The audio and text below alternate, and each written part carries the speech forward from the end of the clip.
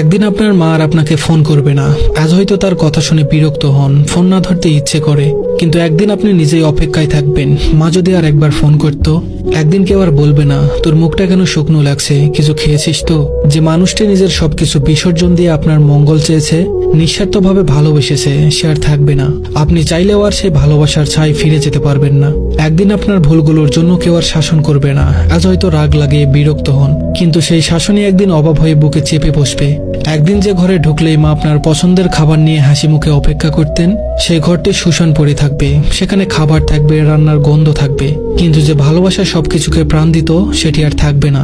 একদিন আপনাকে দরজার কাছে দাঁড়িয়ে বিদায় জানিয়ে কেউ আর চেয়ে থাকবে না। আপনার পায়ের আওয়াজ মিলিয়ে যাওয়া পর্যন্ত অপেক্ষা করবে না। একদিন তার কণ্ঠস্বর চিরতরে থেমে যাবে। একদিন আপনি তাকে ডাকার জন্য চিৎকার করবেন, কিন্তু কোনো জবাব পাবেন না। তার হাতে মাথায় হাত বুলিয়ে দেওয়ার আর কেউ থাকবে না। রাত জেগে আপনার জন্য চিন্তা করার মানুষটি আর থাকবে না, যতই ব্যস্ত থাকুন না কেন। একদিন আপনি সব কাজ ফেলে শুধুই তার স্পর্শের অভাব অনুভব করবেন।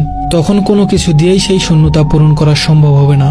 সময় খুব নিষ্ঠুর, এটি থেমে থাকে না, কাউকে ফেরত পাওয়ার সুযোগ দেয় না। একদিন শুধু স্মৃতির মধ্যে তাকে খুঁজতে হবে, তার পুরনো গলার স্বর রেকর্ডে শোনার চেষ্টা করতে হবে, পুরনো ছবিগুলো হাতে নিয়ে বোবা কান্না করতে হবে, কিন্তু কিছুই আর ফিরবে না, কেউ আর ফিরে আসবে না। আপনি কেবল অনুভব করবেন আপনার ভিতরে এক বিশাল শূন্যতা, যা কখনোই আর পূরণ হবে না। ধন্যবাদ সবাইকে।